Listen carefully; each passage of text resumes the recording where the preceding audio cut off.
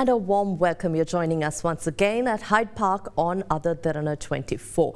Tonight on the discussion, we thought of focusing on Sri Lanka's foreign policy, India, China, Japan, and key partners of Sri Lanka's development process and recovery from crisis. We thought of inviting to our studios to discuss this very important topic the Minister of Foreign Affairs, Ali Sabry. A very warm welcome, Minister. Thank you very much. Thank you for being here. Initially, I thought we'll start off talking about the foreign policy stance. We've been questioning whether we're going to maintain neutrality or whether we're going to be non-aligned, or whether we're lost in terms of balancing these superpowers who are at rivalry. Yeah, I think, no, thank you for having us and a good discussion and a good point to start off with. I think our foreign policy have remained for a long period of time independent. Independent in the sense we don't get into any camps and be not dictated by somebody else's interest. So more or less we have managed to survive that and continue to sustain that. So non-aligned movement is no longer a very strong movement, but now the neutral foreign policy means we take decision based on what is the important for Sri Lanka and based on merits. You know, you can see that once you get into some of the camps, you don't see the merits, good or bad, you stick to that camp. So for a country like Sri Lanka, which has a history of neutrality, we will continue to be neutral, but that doesn't mean that we will be just watching what is happening. We are also now looking at engaging with various parties. So it's actually a multi-aligned relationship now, not aligned with one or two camps, but aligned with the rest of the world. India has made major progress in its foreign policy and relations with Sri Lanka. Does this seem like a setback for China, or is India gaining major influence over Sri Lanka? No, I don't think so. We have always had good relationship with everybody, and naturally India is our biggest neighbor, largest neighbor, and very influential neighbor. And there are a lot of opportunity when India are growing for us to work with them. So that doesn't mean that we don't work with China. We have made it very, very clear that we will continue to welcome investment from any part of the world. So China, we have good relationship. So I would say that right now we have good relationship, excellent relationship, both with India and China. Of course, challenges remain. Have we been able to build the lost trust with Japan, especially with the recent visits to Japan? But is that trust built for Japan to believe in Sri Lanka going forward? I think in the government level, definitely on policy level, we have made a lot of progress, a lot of trust among the government sector. But private sector, given the way they have been treated in the past over a period of time, still need little bit of reassurances. So we are, and then if you look at it, they have been here for a long period of time. Some of them have disappointments in terms of policy cancellations, project cancellations, payments issues and things like that. So it's a work in progress over a period of time, but within the state to state and government to government, definitely yes, we have done a lot of repair work. And since President Vikram Singh has taken over, Japan is firmly supporting Sri Lanka. We want to also talk about trade pacts, but before that, the EU GSP Plus was granted, and Sri Lanka has made progress in sealing deals with the Western world as well. Has there been any concerns with the United States in how we are managing our debt restructuring process, dealing with creditors, especially with our IMF commitments? Yeah, in the sense, every creditor is interested in one thing, that is for us to be transparent, truthful, and tell the truth to the public and to all stakeholders. I think we are doing it. Number two is any debt restructuring should be universal. That means no preferential treatment amongst the same set of creditors. But there are, as you know, there are several sets of creditors we have, the multilaterals, the bilaterals, the sovereign bond holders, commercial creditors, and the local creditors. But basically, what the countries are interested when it comes to bilateral credit restructuring, it has to be universal and everybody should be treated equally. So we have given that assurances to all our creditors. President Wickremesinghe, in his capacity as the finance minister, has written to them prior to obtaining those IMF first tranche in March, saying that he will continue to abide by that commitment, saying that everyone will be treated equally. A review is due, and the debt restructuring talks, I'd like an update from you going forward. You led the talks, creditor talks, as finance minister back then with the central bank governor and finance ministry officials. But at the same time, do you think, given your experience and how Sri Lankan politics has worked, our bureaucracy, our administrative work, do you believe we can, regardless of government change, stick to these commitments made to the international community, international agencies and other bilateral partners going forward? It has to be, otherwise you have no choice. The country will crash and crash land into a very difficult situation, because once bitten, twice shy. If they have given us an opportunity, they all came together to bail us out. That is on the commitment then that we will stick to those guidelines and the IMF policies. So if you stay away from it, then the crash is inevitable. I thought this is a good opportunity for all of us to see the truth of the depth of the economy, because these sharing and doling out goodies are not going to be permanent forever. And if you look at some of the other countries have managed this, India from 1991, Indonesia from the 1997 ASEAN crisis, South Korea. So all of them have done this. So I think this is the time for us to stick to a consistent economic policy, irrespective of parties coming into power or not. And that's a huge role for the technocrats, both in the finance ministry as well as in the central government, and also the civil society, as well as the business community, to continue to push forward for realistic policy assessment and continuation, rather than do things on a haphazard manner, just looking at the vote base. No? So if you look, if you do only vote bank politics, Sri Lanka will suffer.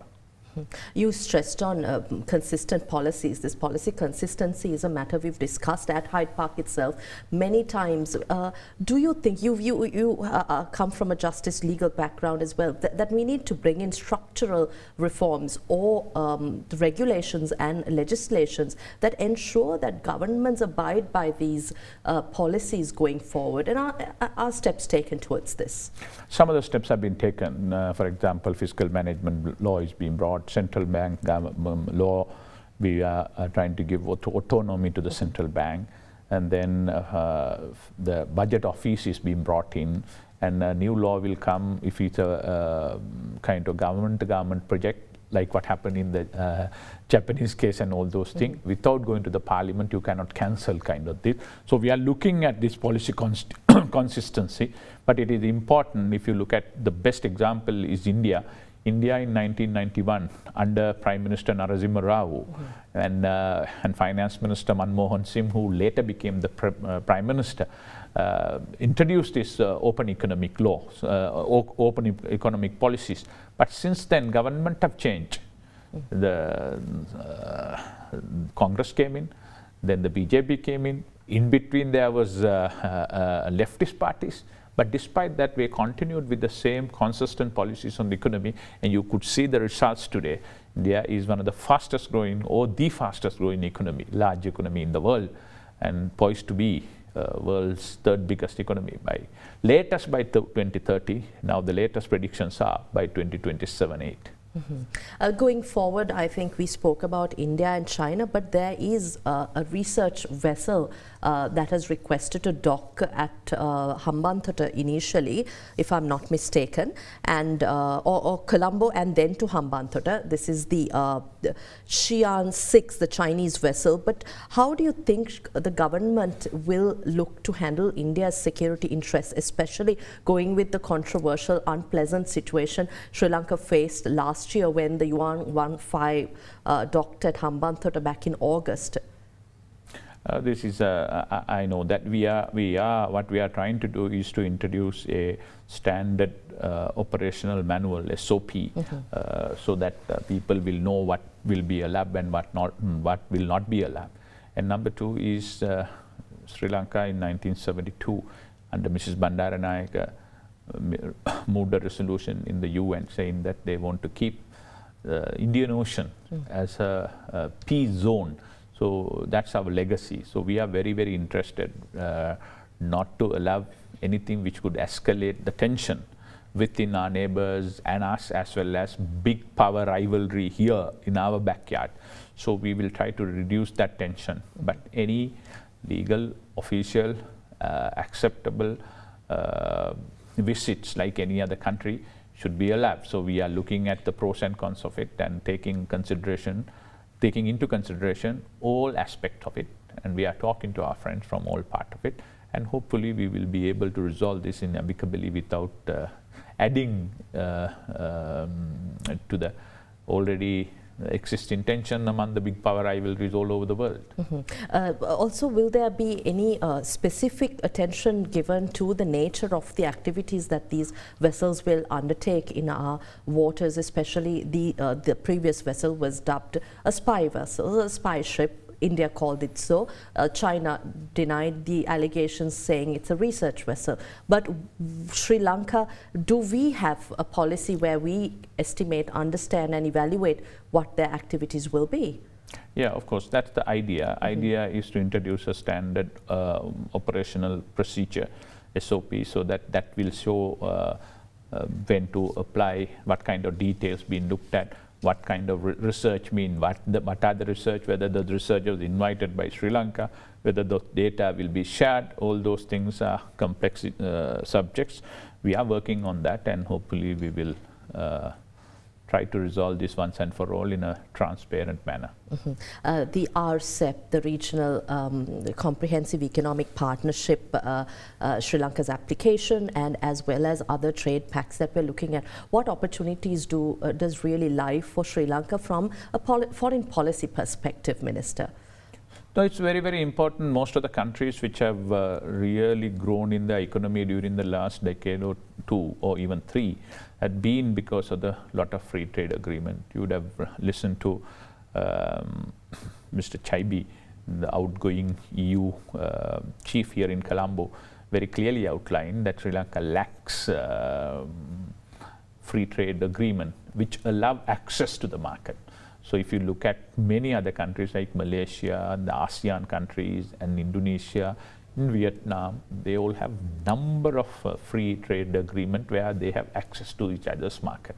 So that would be also good for the consumer and for the investors.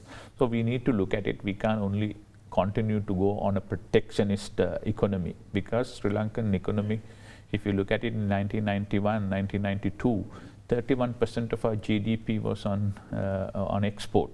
Today it has come down to less than 15%.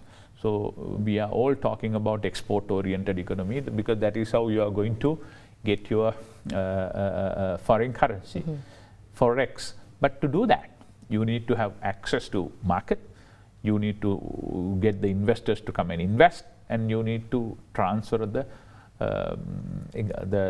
technology. So that to take place.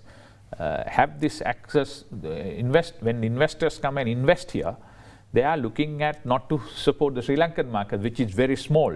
Our contribution to the world economy is less than 0.02 of the entire international output. So therefore, people will come to Sri Lanka not looking at serving the Sri Lankan market.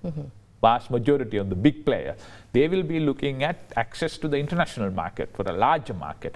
How do you ensure that? You can only ensure that through access to other preferential trade agreement, because so many others are having it. You don't have it. So you are at a disadvantage. For example, with China. Chinese are very keen to bridge the gap between Sri Lanka and China, because now it's totally in favor of China. We import so much from China, but we can't export.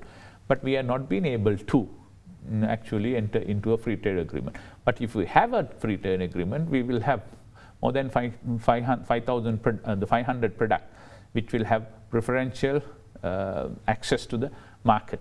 including gems, jewelry and things like that. So we are not doing it. So it's time that we should do this, and we can only look at a small market like Sri Lanka and look at protecting few of the local manufacturers. They need to also compete with the international community, and they can't be only look at the captive Sri Lankan market. They must look beyond that to export. I think this time has come for us to carefully look at this and operationalize this free trade agreement. That's how many countries, particularly the Vietnam in the recent past, had disproportionately benefited. Would this also be your response to many trade unions and other activists citing that these trade pacts would actually drive our professionals out of business, our businesses out of business? No, it's not correct. It's basically, of course, you need to carefully look at it and look at what industries to be protected. But because of this protectionism only, our exports, which were 31% in 1992-93, had come down to 15%. So what have they done? With all the protectionism, have we been able to generate a good which could be sourced and sold outside Sri Lanka? No. How many of them have been managed to do that? So that is why I think we need to, the path we have gone during the last 20-25 years, ever since probably 1994, is not correct. It's a very protectionist path, and as a result of which our export basket had reduced. And importers, the investors have not come to Sri Lanka because we don't have access to the other market and all those things. Other than apparel, what else do we have manufactured in the past? So, but how many other countries have done the same thing? So if you need to compete with the international community. If you really want to be an export-oriented economy. With Singapore recently discussed also, what opportunities here for Sri Lanka in working with Singapore, especially when Singapore back in the days developed looking back at Sri Lanka, but now how do we move out of this, the current situation? We've come a long way, but going forward, what opportunities do we see with working with Singapore? Working with Singapore, there are many opportunities. One is, I think we must try to get the investment into the country. So we must create an environment which will be conducive for investment. Now we drive away the investors. Investors come here, they have been sent from pillar to post, and there are hundreds of different clearances and licenses have to be taken from several different stakeholders. So nobody wants to do business like that because there are so many other countries open for them. So we need to build that kind of a thing. And there are energy security where we can look at Sri Lanka as an important hub. Then you have huge green hydrogen potential in this country where we could create green hydrogen and export to places like Singapore. Carbon credit, because they are a highly industrialized country there. So every time they are industrialized, they will put out a lot of carbon into the thing. So instead of that, if they can create a project in Sri Lanka where carbon neutrality or carbon credit is being given, so that's a huge opportunity for Sri Lanka. And of course, they are worried about their food security, because if some of the countries, they have worked with some of the countries like Laos and all those things where they come and invest in massive food farms and invest on that and buy the produce. So that's an opportunity. So there are a number of areas that we can work together with Singapore. Going forward, it would be interesting to talk about Sri Lanka's trade development and what areas we can improve on. But at the same time, Minister, I'd like to go back to the human rights concerns Sri Lanka has had since the end of war. You have been talking about this, but even with Sri Lanka's economic crisis, a new element of economic rights and the crisis was highlighted through the UNHRC resolutions. What is the situation now, and how is Sri Lanka ensuring our accountability to rights violations? I think generally, compared to many other countries, Sri Lanka had consistently protected the human rights. We have rule of law, we have independent judiciary, so that part is there. But in the meantime, there are concerns about the PTA, which we are introducing a new law, ATA, that is Anti-Terrorism Act, which probably will be in line with international standards. So then many of the LTT detainees who have been jailed and convicted had been released or given pardon. In the meantime, President Wickremesinghe is looking at devolution as a real means of reconciliation. And then there are other concerns, whatever had been taken in, we are working on that. We are also in the process of introducing a truth-seeking mechanism so that full and finally we can resolve these issues. But like many other countries, these will take time. You can't do it overnight. What is the government's opinion on some of the conventions, international conventions that are expected to be brought in and some reforms be done, especially labour, women's participation, LGBTQ rights? With all those reforms being discussed, especially concerning human rights, what is the government's opinion in incorporating those? No, some of the things I think we need to go with the progress which have been made in the world. I think a new labour law and a labour charter is being discussed. Stakeholders have been consulted, so we need to look at that. LGBTQ Act, the new law, which decriminalize same-sex sexual orientations have been discussed now as a private member bill, so let the members in the parliament decide on that, what to be done. So some progress had been made, and we have anti-corruption law had been established already. As I told, the PTA is being slowly developed into a more balanced law in line with international standard, where we look after the national security, but in the meantime it does not violate the people's human right. So a lot of progress have been made, but these are work in progress. It will take time, and it is very difficult from outside to impose certain things which has to suit our country. So we need to have that balance between the two. Do you see progress made, sustainable progress being made, especially compared to last year, and given your involvement with both the parties that were running the government? Yes, actually I thought yes. For example, if you look at from last year to now, economic activities have been kind of improved, and there is transparency. We share documents, and considerable power had been given to the central bank to run the central bank and the monetary policy, and a new law had been brought in. And then if you look at to fight the corruption, as a first step, we have brought a new anti-corruption law, which is in line with some highly acclaimed international laws, such as in the Hong Kong legislature. So apart from that, I told earlier, if you look at the issues regarding the human right, several laws have been in the pipeline. The PTA had been amended, ATA is coming into the realm.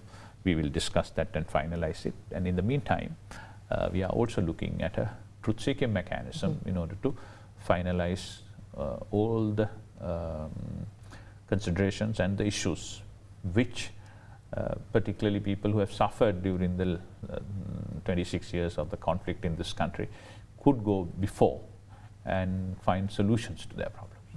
Now going forward, you mentioned this at several fora.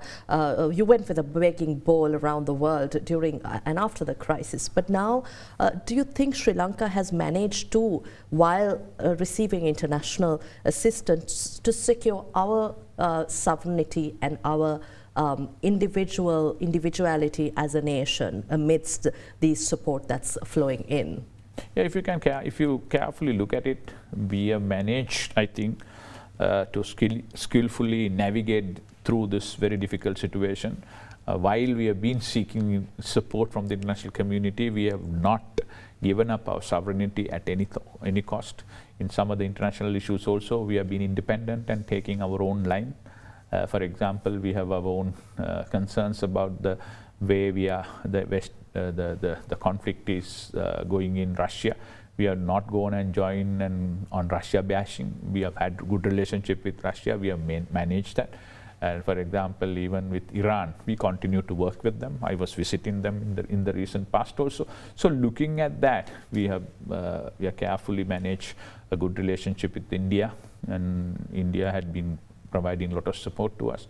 If you look at some of those agreements that we signed, it's a very balanced, very transparent agreement, which we will probably introduce to the the parliament also. I mean, we will produce to the parliament so that people have access to this.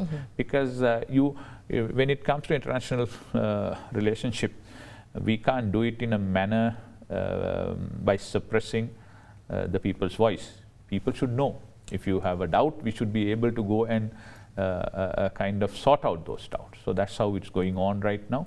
And I thought during the last 12 to 18 months, we have managed to rebuild good international relationship, particularly with the Muslim world and Japan and China and India.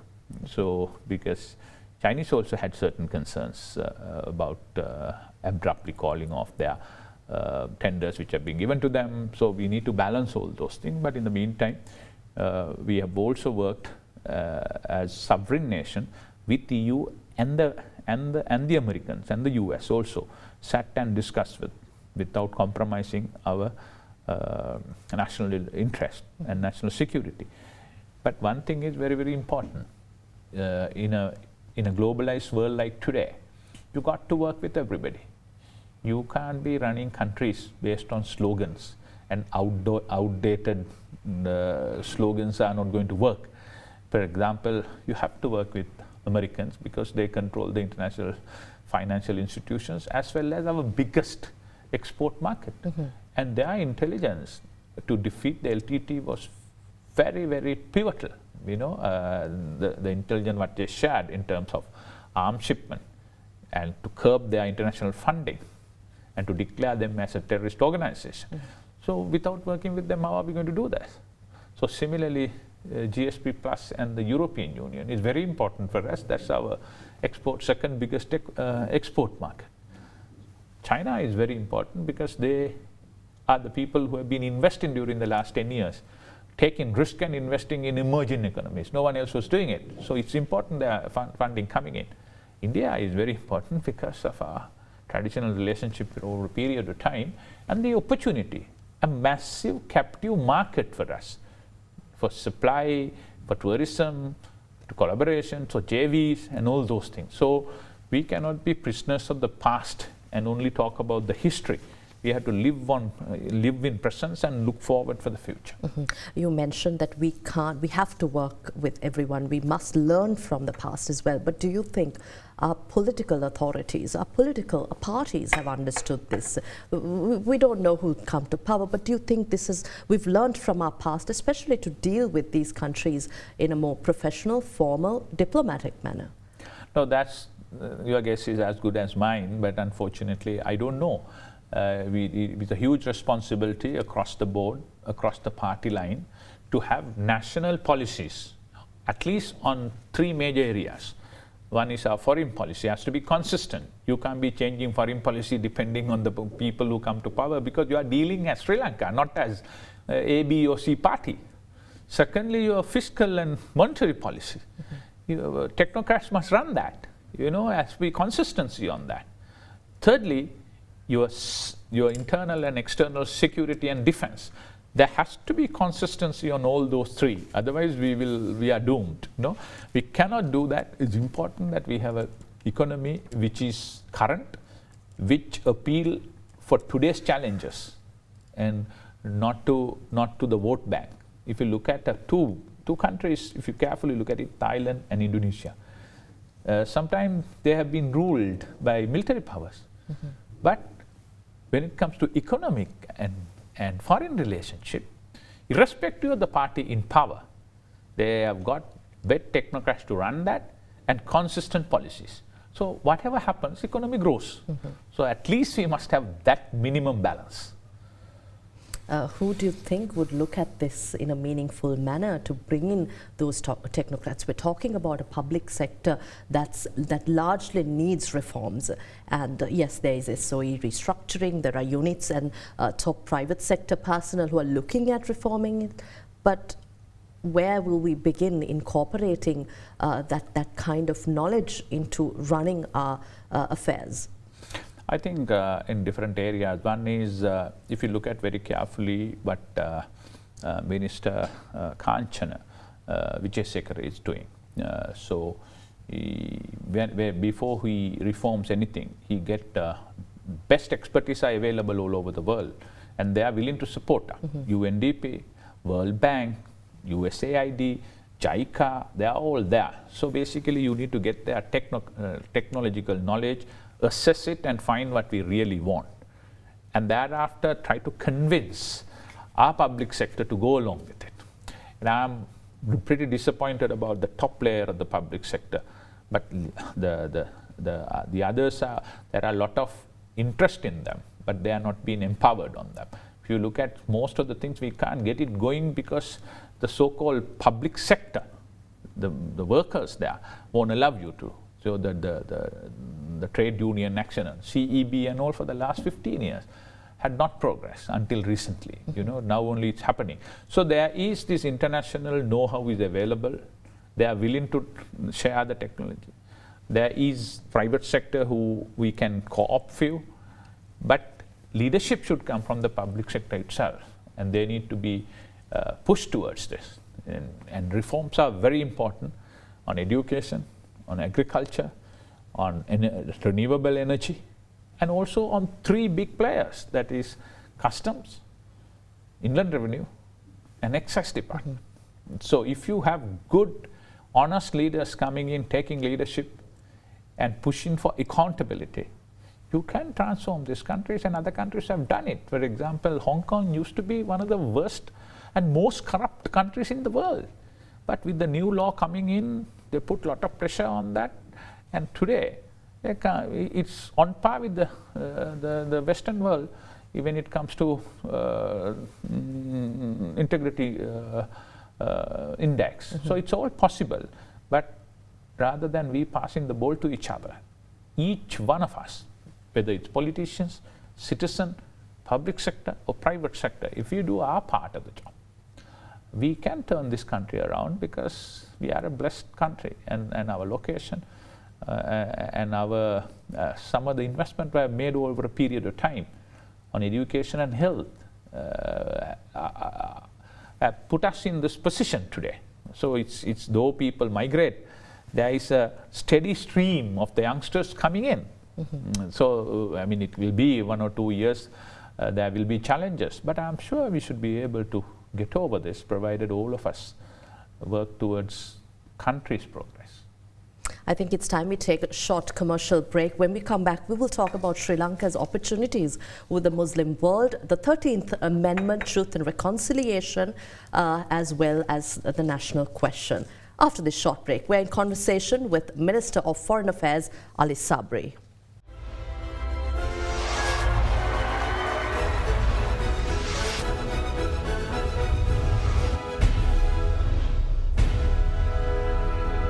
Welcome back. You're joining us at Hyde Park on AdaDerana 24, and we're in conversation with the Foreign Minister Ali Sabry on Sri Lanka's foreign policy and how we navigate Sri Lanka's relations towards opportunities as we come out of this crisis. Minister, you were talking about initially how Sri Lanka has managed to repair our ties with the Islamic community, overseas Islamic republics, the Muslim world. What opportunities do you think lies ahead going forward? And there are also challenges when we work together with the Muslim world, especially when we see look at the past. So how do you think Sri Lanka can work towards eliminating any such unnecessary issues that are detrimental to Sri Lanka's existence as a nation with the rest of the world?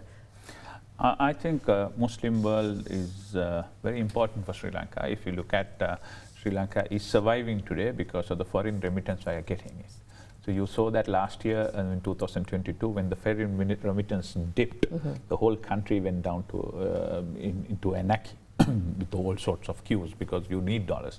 So you look at now, vast majority of that remittances are coming from the Middle East. So it's important that we have to have a good relationship with them. So if you look at last year, the people who went out of the country, more than 86% went to Middle East. Out of 320,000 people who migrated or went out of the country, is 85% went to temporary migration into Middle Eastern country. It is they who send the money. So therefore it's important that we work with them, and there are 51 countries there. Unfortunately, as you pointed out, during the last 10 years or so, We have had on and off kind of a very difficult relationship. There were issues particularly with related to the forced cremation of the Muslim bodies after COVID. OIC officially requested, 15 ambassadors officially wrote to the then president, but unfortunately we could not do that because so-called expert committee kind of not willing to listen to any plausible explanation whatsoever. So that really harmed the Sri Lankan relationship. If you look at carefully, go back and look at it, 2019, 2021, 22, the employment opportunities in those countries really went down. It only came towards a better situation towards 2022 and this year. So along with that, the remittance also went down. So therefore, it's important we continue to make that relationship count. And they were also traditionally Sri Lanka's good friends. Even in the Human Rights Council, if you look at it, the people who support us or at least vote against or vote abstain from the voting are basically from the Muslim world, because the whole of the Western world work together. So it's important, that relationship for Sri Lanka's future. And then they are also now looking at diversifying their investment. They are worried about investing in Western countries. If there's anything goes wrong, there can be seizure of their funds and all those in 9/11, post 9/11, and what is happening to Russia and all those things. So with that, there is markets available with huge funds, Qatar, UAE, Saudi Arabia, with so much of funds at their disposal. So we provide them an investment opportunity to come and invest in Sri Lanka, in food security, renewable energy, energy hub, energy transition, and all those things. There is a lot of opportunity, and also in hospitality trade. So we are looking at it, and I personally visited Saudi Arabia on the invitation of the Saudi Arabian Foreign Minister.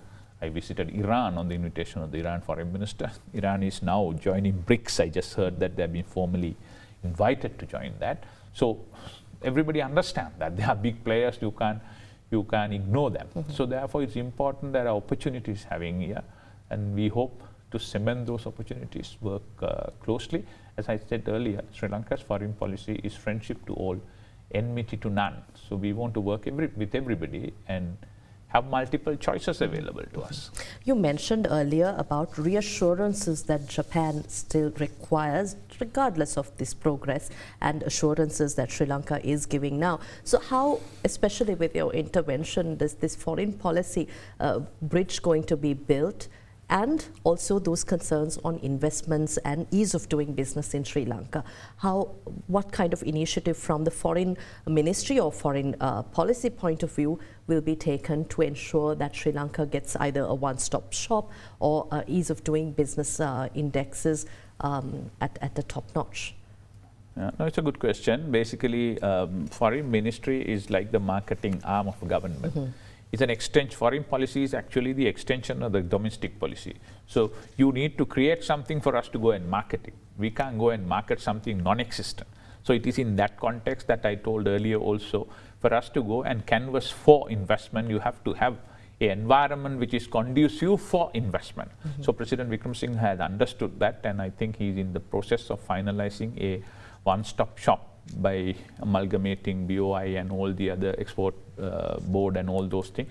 One shop, one place, ideally like in India, but recently they started that Invest India kind of thing. You have to have an Invest Sri Lanka office. Anybody comes there, he will be given a relationship manager. It's his job within 6 weeks or so, within that one framework, get all the necessary approval and allow and facilitate the investment. Without that, no one is going to come, because they are not going to chase investment here. Sri Lanka, though we say that we have so much natural resources, what is the natural resources we have compared to the world? We don't have petroleum, we don't have lithium, we don't have any of those very valuable like coal, oil, gas, or any of those things. We have very limited natural resources. Our biggest strength is our location and our people. So if that is the case, you must create a conducive environment for people to come and invest here. And then of course our foreign relationship, because we are independent, we can work with everybody. So therefore, we must make use of that because our location, because our foreign policy, and because our people are intelligent. If we can get that and get the right policies in place, we can canvass investment.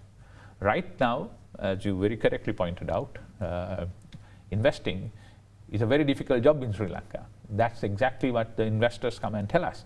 It's not investor friendly, and corruption is rampant at different levels. They are saying that from politicians to bureaucrats to so many others have been openly asking for buy. You know, it's a disgrace for anyone, for a foreign minister to go and say and hear it in first hand. You know, some people have been saying that I went there, this is what this is. So these have to be addressed, you know, from top to bottom. Corruption has to be eliminated, but if we can't eliminate it, we try to reduce it. And we have to have a very vibrant model where approval are given and investment are translated into actual projects. I'd also like to move to our neighbour again and India's interests in Sri Lanka's, especially communities, representing a minority community as well. You're in Parliament. What is your opinion about the 13th Amendment and assurances on implementing the 13th Amendment to the Constitution, and from a legal perspective also, the devolution of powers and managing India's interests in Sri Lanka? Yeah, I think the devolution of power is nothing to do with India, though Indians are brought up in 1987. I mean, devolving power, we shouldn't be too much worried. But in devolving power, you are not devolving power to outsiders, you are devolving powers to the Sri Lankans. So some people think that you give that power to a particular community, the whole community will work against the country. That's not true. There are the Tamils who are more patriotic than so many other Sinhalese. No, so it's always the case. If you look at foreign minister like Lakshman Kandragama, you won't find any more patriotic Sri Lankan than him, the kind of thing what he did. So therefore, we can't paint everybody with the same brush. Yes, LTT, we had a problem, but all Tamils are not LTTs, you know. So therefore, I think devolving power is important, devolving power in a meaningful manner, and Supreme Court has already ruled devolving power on a provincial council level is not a threat to the unitary state of the country. So within the unitary state, we must devolve the power and get the Tamils also to feel that they are also part of the administration of this country and this is their country. Now it looks like that from Colombo we are administering everybody else. And they don't feel that, they feel that somebody else is, some alien force is coming and trying to administer them. But you get them also on board and say that we all administer our country. Your area, you do it. But there are some concerns which we will anyway, the foreign policy is not for the provincial council. That has to be with the central government. Defense is for the central government. And then police powers, I personally also has a little bit of concern about it because already people are saying, police is politicized. Leave aside the Tamil part of it and Northernese part of it. Do you want 9 chief ministers from Uva province to Sabaragamuwa province to have their own police forces and to run the police like their private army? That's a concern for Sri Lanka. So that we need to have further discussion and some sort of an assurance that it will not be misused. But subject to that, all the rest of it, I feel devolution of power is a good way of bringing everybody into the governance and get the Tamils and the Muslims and the minorities to feel that they are also part of the process. There has been questions about the majority's fears also about the minorities receiving a special focus about their rights, and the minorities have continued to feel disregarded over the years. So you have, especially here in our studios, to continue to speak about a Sri Lankan identity. How do we incorporate this, the concept of a Sri Lankan identity, and bring communities together and look at developing our industries like tourism and bringing our other countries to support Sri Lanka as a nation? Yeah, I think it's very, very important for us. The future depends on our ability to go ahead as a united Sri Lankan identity.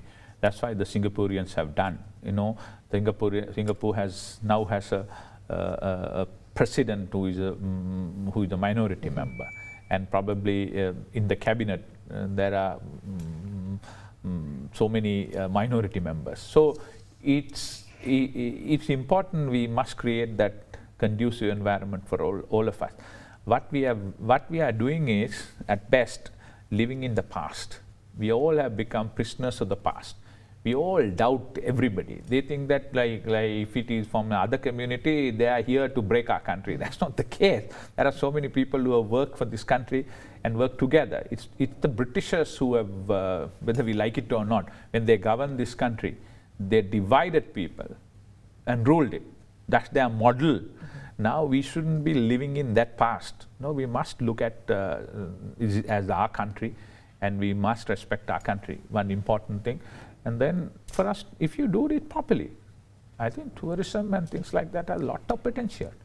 I feel our target of 5 million tourists by 2030 is easily achievable with a massive Indian population traveling. India, out of 1.4 billion people, about 200 million have started to travel.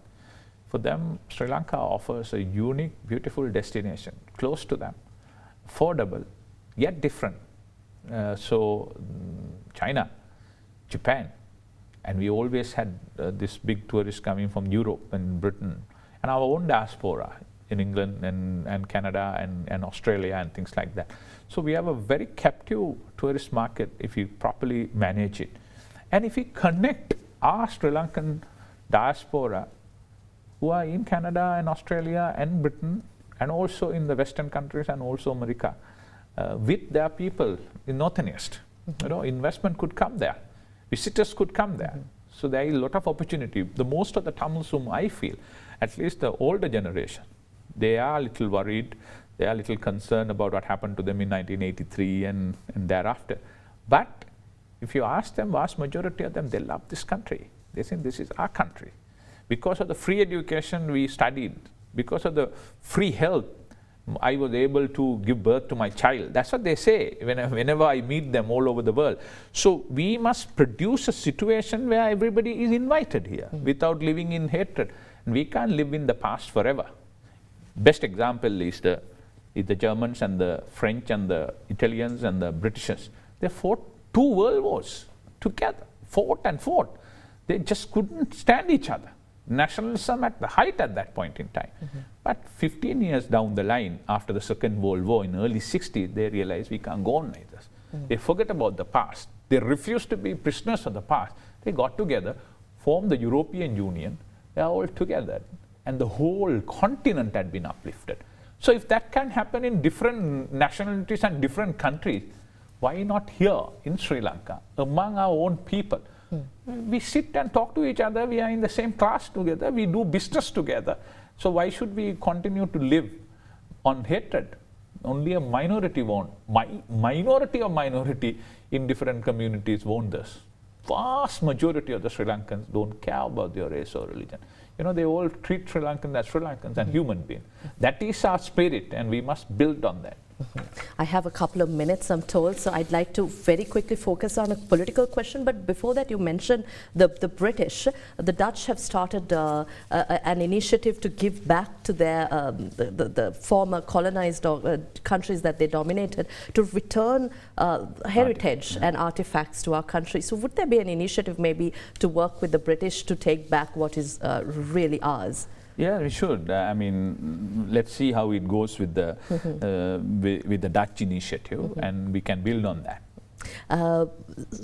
Do you still have the Sri Lanka Podujana Peramuna SLPP ideologies, or are you now aligned with the Ranil Wickremesinghe's led ideologies? No, I always had a Sri Lankan ideology. I mean, for me, number one is the country, thereafter the party. Traditionally, I don't think that I will change my party. I don't like it. I don't like changing parties and all those. I have been appointed by a party. I'll continue with this party. Otherwise, I must stay away and give everybody else and contest again. So therefore, but important thing is country. Country must get the right leadership. Country must get the right policies, and those policies must be guided and supported. So therefore, it's important that we right now not look at personalities or parties, but look at the policies and the team which is capable of executing that policies to get Sri Lanka out of this economic quagmire we are in, an international isolation we were in order to collaborate it, get everybody to come on board and create a dynamic Sri Lanka which could face the challenges of coming years. Thank you very much, Minister, for your time here at Hyde Park. Thank you.